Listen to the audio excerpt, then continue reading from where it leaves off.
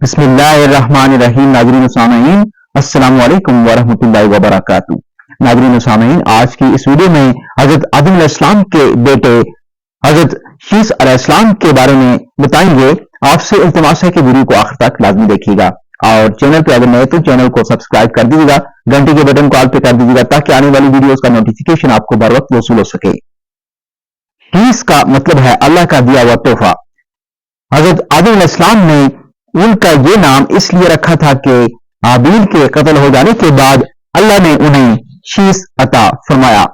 محمد بن اسحاق رحمۃ اللہ علیہ نے فرمایا، جب آدم علیہ السلام کی وفات کا وقت آیا تو آپ نے اپنے بیٹے شیث کے حق میں وصیت کی، انہیں رات اور دن کے اوقات اور ان اوقات میں ادا کی جانے والی عبادات کی تعلیم دی، اور انہیں بتایا کہ ایک طوفان آنے والا ہے۔ کہتے ہیں کہ آج کل جتنے انسان موجود ہیں ان کا نسب حضرت شیث علیہ السلام تک پہنچتا ہے۔ آدم علیہ السلام کے دوسرے بیٹوں کی اولاد ختم ہو چکی ہے، واللہ عالم۔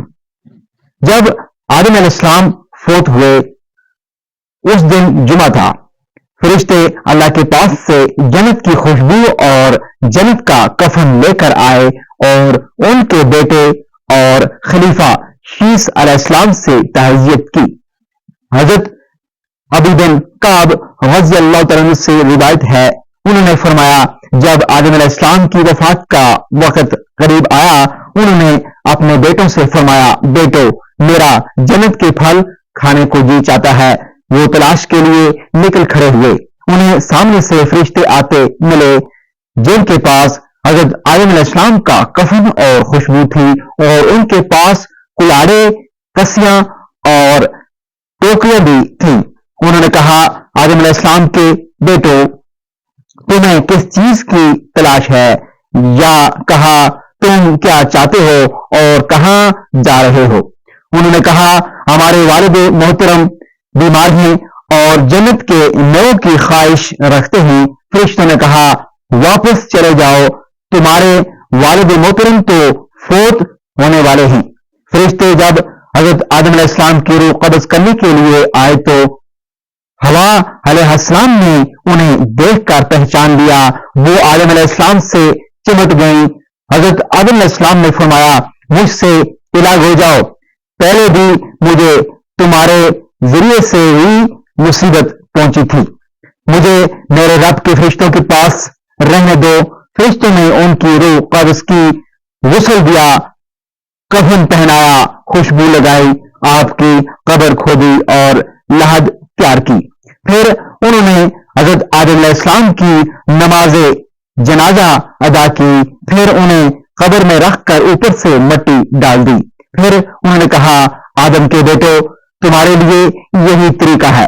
حضرت آدم علیہ السلام کہاں دفن ہوئے اس میں اختلاف ہے۔ مشہور ہے کہ انہیں ہندوستان کے پاس سری لنکا میں اس پہاڑ کے قریب دفن کیا گیا جہاں انہیں جنت سے اتارا گیا تھا۔ ایک قول یہ ہے کہ مکہ مکرمہ میں جبل ابی قبیس پر دفن کیا گیا۔ یہ بھی کہتے ہیں کہ حضرت نوح علیہ السلام نے طوفان کے موقع پر ان کی اور حضرت حوا علیہ السلام کی میتوں کو ایک تابوت میں ڈال کر کشتی میں رکھ لیا تھا، پھر طوفان ختم ہونے کے بعد انہیں بیت المقدس میں دفن کر دیا۔ آپ کی عمر کے بارے میں بھی اختلاف ہے۔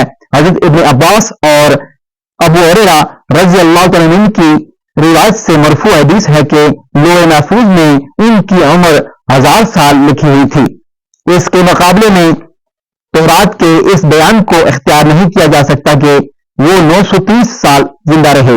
اہل کتاب کا یہ بیان ناقابل قبول ہے کیونکہ یہ اس صحیح بیان کے خلاف ہے جو معصوم نبی صلی اللہ علیہ وآلہ وسلم سے ہم تک قابل اعتماد طریقے سے پہنچا ہے۔ ویسے ان کے قول اور حدیث میں مطابقت بھی پیدا کی جا سکتی ہے۔ تورات کا بیان اگر غلطی اور تبدیلی سے محفوظ رہ گیا ہو تو اس کا مطلب ہوگا کہ آدم علیہ السلام جنت سے زمین پر آنے کے بعد 930 شمسی سال زندہ رہے۔ قمری حساب سے یہ مدت 957 سال بنتی ہے۔ اس میں 43 سال کی وہ مدت شامل کر لی جائے جو انہوں نے زمین پر آنے سے پہلے جنت جنت میں گزاری تھی تو کل مدت 1000 سال ہو جائے گی۔ حضرت آدم علیہ السلام کی وفات کے بعد ان کے بیٹے شیس علیہ السلام نے ان کا کام رشد و ہدایت اور تبلیغ کی ذمہ داری اٹھائی۔ جب ان کی وفات کا وقت آیا تو انہوں نے اپنے بیٹے انوش کو وصیت کی، چنانچہ انہوں نے یہ ذمہ داری اٹھائی۔ ان کے بعد ان کے بیٹے کینن، پھر ان کے بیٹے میلاہیل نے یہ منصب سنبھالا۔ ان کے بارے میں اہل فارس کا کہنا ہے کہ وہ آفت اقلیم کے بادشاہ تھے۔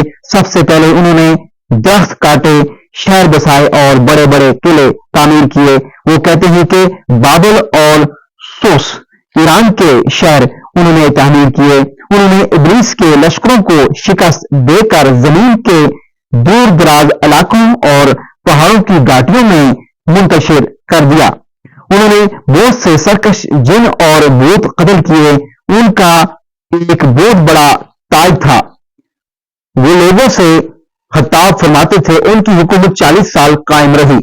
ان کی وفات پر ان کے بیٹے یرب نے ان کا منصب سنبھالا۔ انہوں نے اپنی وفات کے وقت اپنے بیٹے خانوخ کے حق میں وصیت کی۔ مشہور قول کے مطابق انہیں کو ادریس علیہ السلام کہا جاتا ہے۔